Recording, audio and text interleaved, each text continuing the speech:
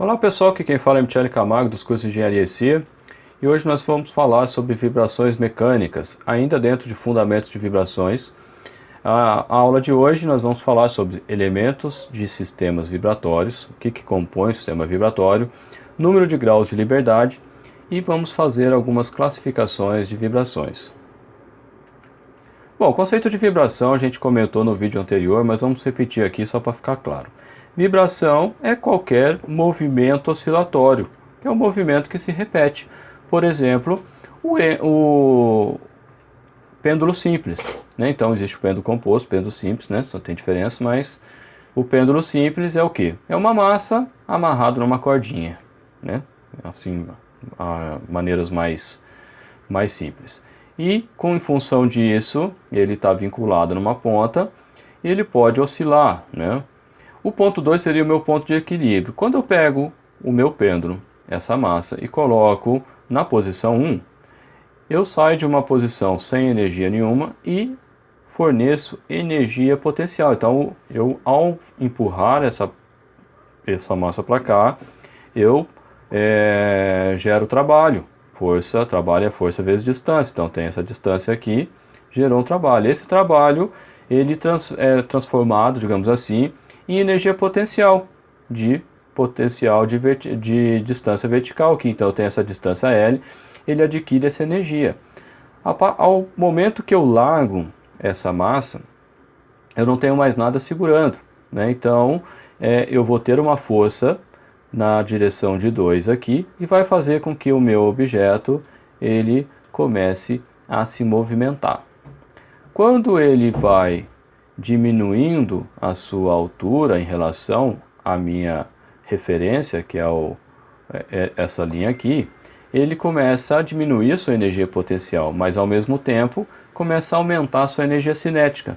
E no ponto 2, ele é o ponto de maior energia cinética e zero energia potencial. Em função disso, como ele ainda tem energia, ele continua o seu caminho. Mas a partir desse trecho aqui, que é o ponto que a gente chama de equilíbrio, ele começa a gerar uma força no sentido oposto. Com isso, a energia cinética vai diminuindo e eu começo a ter de novo a formação de energia, a transformação de energia potencial, até que ele chega no ponto 3, que eu tenho velocidade zero, então energia cinética zero. E aí ele começa o processo em direção a 1 e assim vai, e ele oscila. Então isso aqui é uma vibração, porque a vibração diz que é qualquer movimento oscilatório. Então qualquer movimento oscilatório é considerado vibração. Então assim, se eu tiver, nesse caso, uma vibração contínua, né, não tem dissipação de energia, eu teria a chamada vibração livre, sem amortecimento. Livre por quê? Porque eu não tenho nada empurrando isso. Uma vez que eu causei uma perturbação, que foi tirar do ponto 2 e colocar no ponto 1, eu não tenho mais nenhuma atuação de forças externas, né, exceto a força em função do peso da minha massa. Bom, o que compõe um sistema vibratório? Ele é composto por massa ou inércia, que tem a função de armazenar energia cinética. Por que eu estou falando ou usando o termo massa e energia, inércia? Porque quando eu tenho um movimento de translação, então eu tenho uma massa aqui, ele vai para essa outra posição, nesse caso, o que acontece? Eu tenho uma translação, então eu trabalho com massa.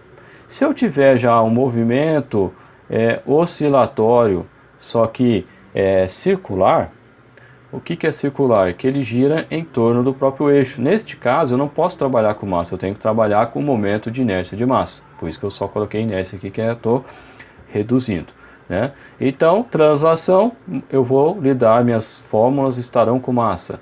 Translação, rotação, movimentos rotacionais, minhas fórmulas estarão com momento de inércia.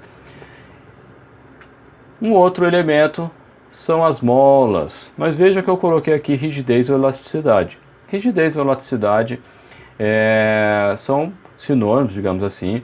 Isso aqui é decorrente do que? Das propriedades dos materiais. Então, eu comentei no vídeo anterior sobre o que é corpo rígido e o que é partícula, né? Aqui dentro das vibrações, a gente trabalha com a hipótese de corpo rígido. Só que na verdade os corpos são deformáveis, ou seja, eles se deformam. Só que eu não levo em consideração essa deformação como é considerada lá na resistência dos materiais. O que eu considero aqui a deformação como se fosse uma mola. Então, se eu tenho uma régua, por exemplo, tem aqui, e eu puxo essa régua, o que que acontece? Ela está se deformando, quando eu solto, ela começa um movimento oscilatório, que acaba muito rápido porque a dissipação de energia é muito alta. Mas enfim, a rigidez ou a elasticidade da régua faz o mesmo efeito que a mola proporciona, nesse caso, que armazenar energia potencial. Então, a partir do momento que eu puxei a mola, eu tive um deslocamento, eu tenho um trabalho, o trabalho está sendo transformado em energia potencial. Soltei, a régua começa o movimento dela aqui, que ou seja, a transformação de energia potencial em energia cinética. Então, esses dois componentes vão estar presentes em todos os sistemas. No caso do pêndulo simples que a gente falou, você não é a rigidez propriamente dito que você tem da cordinha com a massa amarrada, mas funciona como se fosse nessa mesma analogia em função da energia potencial. Mas nos sistemas mais complexos de modo geral, você vai ter sempre massa e mola. A mola pode não estar presente, mas sim na forma de uma rigidez ou elasticidade do corpo. E o amortecedor, esse pode ou não estar presente. Então, se eu tenho um sistema que ele dissipa energia, eu tenho um sistema amortecido. Então, eu tenho aqui o amortecedor. Então, o amortecedor mais comum, que é o que a gente usa na maior parte dos casos aqui que a gente estuda em vibrações, é o amortecimento viscoso, que é o amortecedor que tem lá no veículo do carro, né? Eu tenho um fluido nele, um líquido, um óleo, muitas vezes, em função da dissipação de energia desse óleo, é o que eu tenho o amortecimento. Mas eu posso ter o amortecimento, por exemplo, em função do atrito. Então esse seria o amortecimento de Coulomb. Então o atrito sempre gera uma força no sentido oposto ao movimento, e com isso eu tenho a dissipação, a transformação de energia de movimento em energia de calor, e com isso a energia vibratória vai se dissipando com o tempo. E também tem o chamado amortecimento esterético, ou por esterese. O que seria isso? Como a gente falou que os corpos eles têm rigidez, né? Quando você tem a deformação dos corpos, internamente você tem como se fossem as camadas do próprio corpo escorregando, digamos assim. É claro que não é exagerado, estou exagerando, fazendo com a mão aqui. Mas você tem esses atritos entre essas camadas internas. Seria mais ou menos o que acontece lá com a viscosidade, que a gente comenta lá nas aulas de mecânica dos fluidos. Então esses atritos internos fazem com que eu dissipe energia. Então esse é um outro tipo de amortecimento. Existem os outros tipos de amortecimento proporcional, por exemplo, mas que é usado em projetos de sistemas com múltiplos graus de liberdade. Bom, conceito de número de graus de liberdade. O que é isso? Bom, a liberdade é você poder fazer o movimento, digamos assim. Mas dentro aqui das vibrações, é o menor número de coordenadas independentes que permite identificar em qualquer instante as posições de cada parte do sistema mecânico vibratório. Vamos traduzir isso. Existem situações que eu tenho duas massas se movendo, mas elas estão interligadas, por exemplo, através de uma barra. Neste caso, como elas estão interligadas, se eu souber a posição de uma, em função das dimensões dessa barra de ligação, eu consigo determinar a posição da segunda barra. Então eu não preciso de duas coordenadas independentes, eu preciso de apenas uma. Então o sistema mais simples é o sistema com grau de liberdade. Então a primeira modelagem que a gente faz é o sistema com grau de liberdade, é o mais simples, inclusive em função disso que a gente faz a associação de molas, associação de massa, associação de amortecedores, que a gente vai comentar num vídeo mais para frente. Bom, então o sistema com um grau de liberdade é o sistema mais convencional, né? Esse desenho aqui é o tradicional, né? Você tem um carrinho Aí a rodinha indica que eu tenho um movimento que permite, lá na resistência materiais você tem os vários tipos de vínculo, né?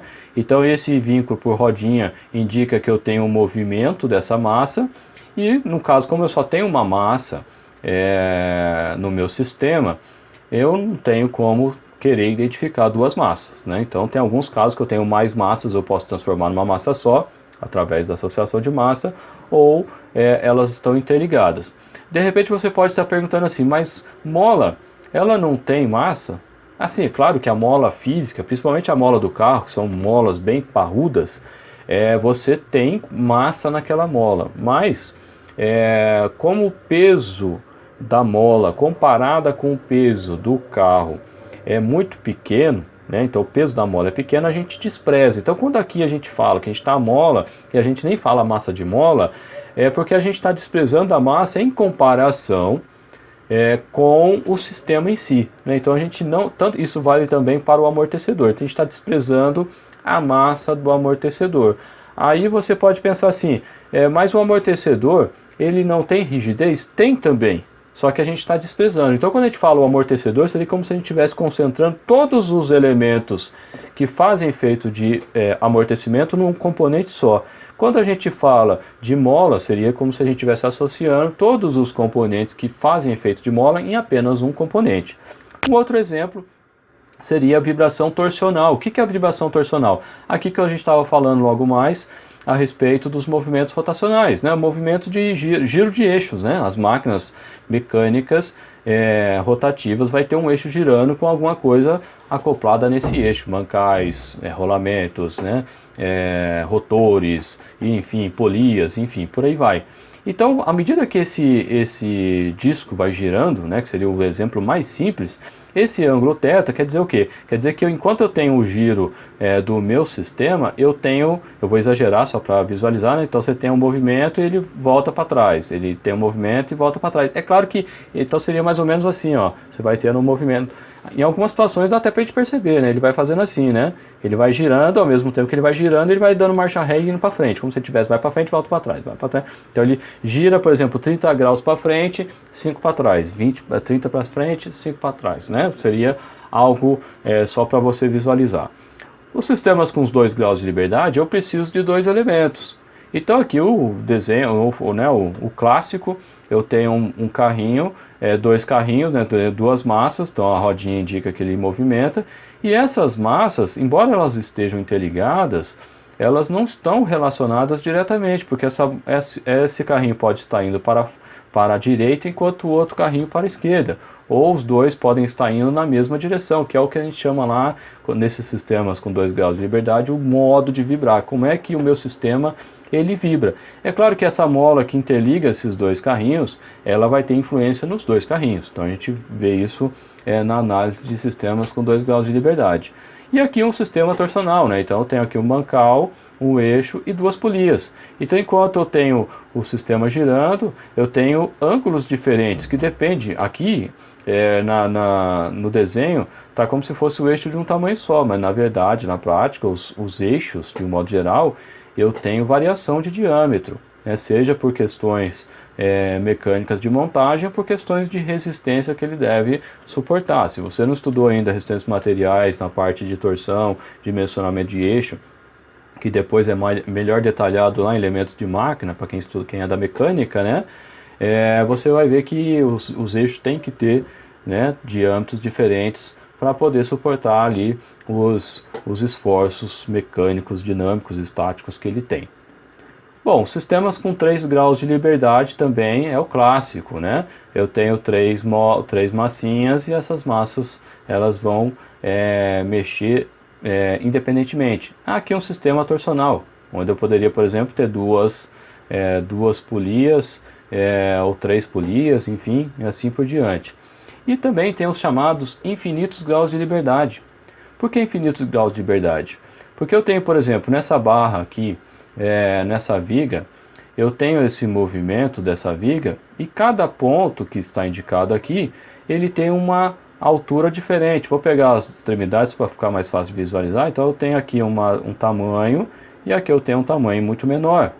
Então, Se eu quiser fazer o estudo dessa barra de maneira apropriada, eu não tenho concentração de massa.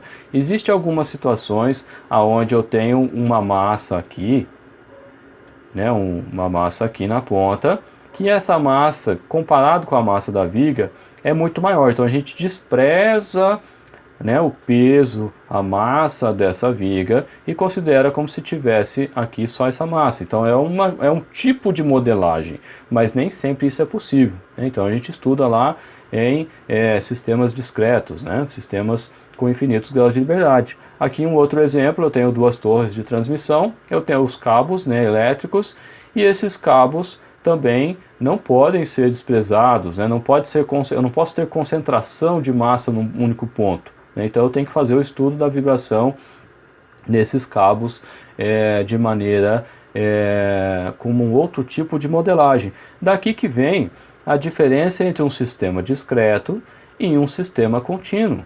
O sistema discreto é esse sistema que eu consigo concentrar a massa em determinados pontos, enquanto que o sistema contínuo eu não consigo fazer isso. Eu posso fazer isso, que nem eu dei esse exemplo? Posso, mas eu vou trazer resultados que não são realísticos. Eles não vão ter, o erro vai ser muito grande, então eu tenho que trabalhar com sistemas contínuos. Qual que é a diferença?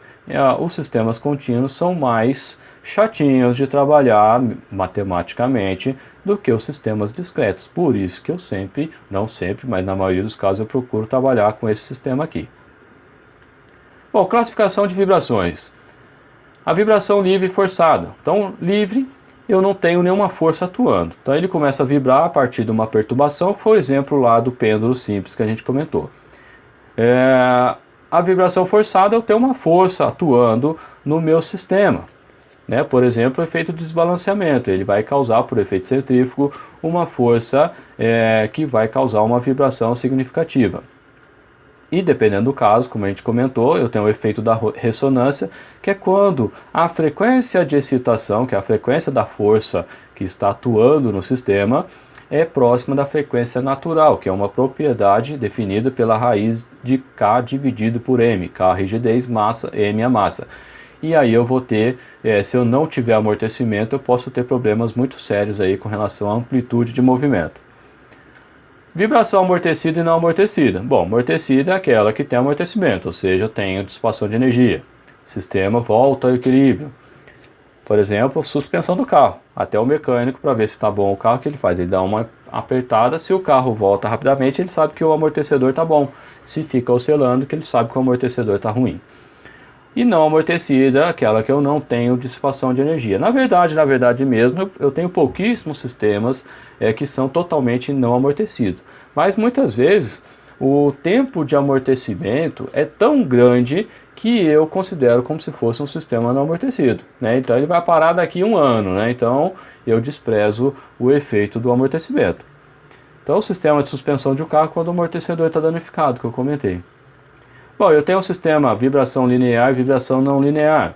A vibração linear é a vibração quando todos os componentes do sistema se comportam de acordo com uma equação linear. O que é isso? A equação linear é o tipo y igual a x. Se a equação for de outra forma, não é um sistema linear.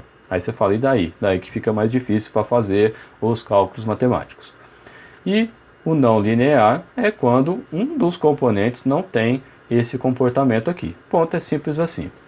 Então, sistemas não lineares são mais complexos, né, matematicamente.